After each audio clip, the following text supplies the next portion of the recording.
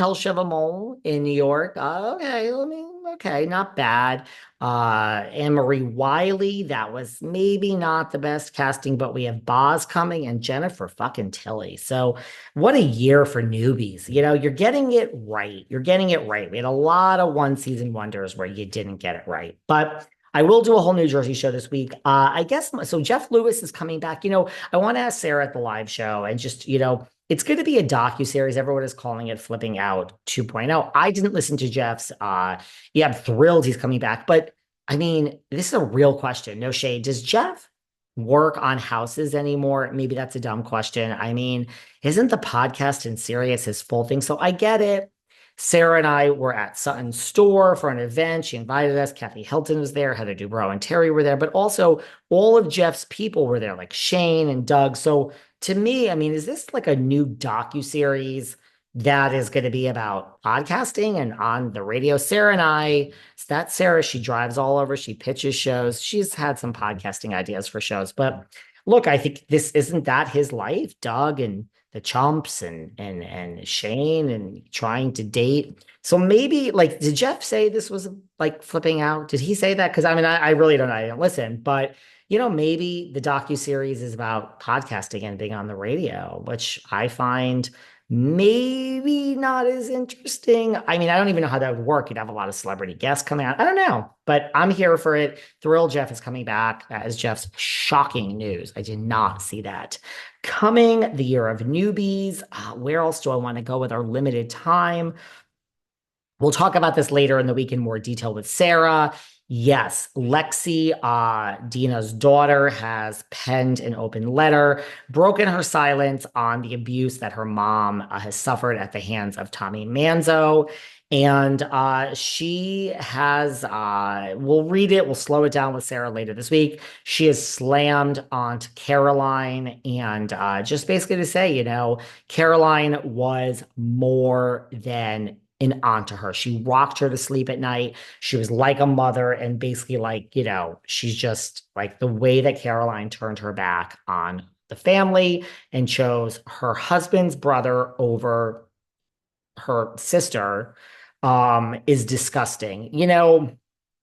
Look, I am not married. I absolutely never will be married. You can slip into my DMs. I am open to falling in love. I think it's possible, but I just don't believe in marriage. We can, if you really want to live with me, great, let's go. But, if you lived in your own place, down the hall or downstairs or down the block, that's fine too. But regardless, I could be madly in love with someone and want to spend the rest of my life with them. It just won't work if you want to get married. We are going to Kurt and Goldie this shit. They're still together. Lisa and Harry are still together. They are married. Just pointing out the couples that will never get a divorce, but not for me.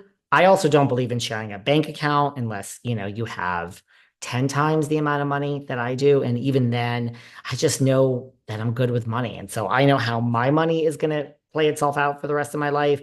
I just don't trust someone. So I don't believe in sharing bank accounts. I don't believe in any of that. I believe in love. I believe in you're an adult that I respect and am in love with, and I'm an adult that you respect and you're in love with. And we are together and respect each other. And this is an adult loving relationship. And I got your back, and you're my family, and I'm your family, and we'll be there for each other for the rest of our lives. But no joint bank account, and I'm not entering into a legal contract with anyone. It's literally not possible. So anyone want to fall in love with me, slip into my DMs, just get the idea of a marriage out of your head. I'll take you away on a vacation, okay? We'll have a party. But she's very upset, this Lexi, and broke her silence and very upset with Aunt Caroline, who turned her back and supported Tommy Manzo, her husband's brother. Caroline will do anything for the kids and grandkids. I imagine that's it. This is her children's father. She will choose her children's father over her sister, although you could argue that if this were your husband who did this to Dina, now you truly have to choose between your sister and your husband. I understand choosing your husband. I mean, I don't, because I just said I don't believe in marriage, but I understand if Caroline were to choose Albert, her husband over her sister if her husband did this. And if her husband put out, with the Lucchese family to cause harm to Dave Cantine, Dina's current husband, then Caroline could just say to her sister, I love you, but I have to choose the father of my children. My problem is you're not choosing the father of your children. You're choosing the father of your children's brother. So you're choosing your brother-in-law over your actual sister. I have a sister that would never in a million trillion years, you could be the love of my life and we could be married. I would not choose my husband's brother over my sister. Could that cause problems in our marriage? I probably, but that's the problem I have. You're not choosing your husband over your sister. You're choosing your husband's brother. So and we'll do it with Sarah. Sarah wants to go through this very slowly, so we will later in the week. But Lexi has written a very letter talking about the complicated man that is Tommy Manzo. He has 7 years and he's going away, guys. I also found it interesting that Tom Sandoval has done all of a sudden his podcast is back.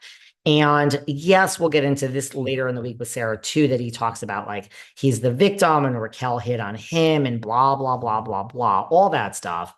But what I found the most interesting, because like I want to stick to business for a minute, is that he said that, which I found really shocking, and I also don't know if I don't see how this is true, that and he's selling the house and that he's moving in with Victoria. Good for Tom. I like him.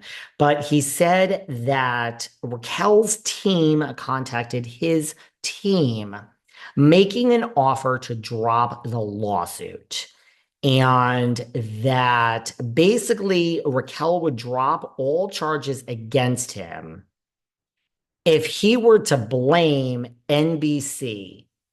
And if the way he would blame NBC is saying that the way that the affair was found out was nefarious on NBC's part. So he's saying that Raquel will drop the lawsuit against him if he'll blame NBC and basically say like what the phone fell out of his pocket and NBC put him up to it for what NBC wanted to make a great TV show with Bravo and Evolution Media and Alex Baskin, and the phone fell out of the pocket because NBC knew of the affair, I guess, and they staged the whole thing for Sandoval, which basically catapulted the show for 2 more seasons. Not sure about the future of the show. We're going to get into that another day, but it's not a horrible argument just in general on Tom's part as a defense, even if Raquel hasn't offered this. The problem is, you want your job at VPR if VPR ever comes back. The first edition, which I'm not so sure it will based on all this stuff with Lala and Ariana, and we'll get into that another day. But Tom is now saying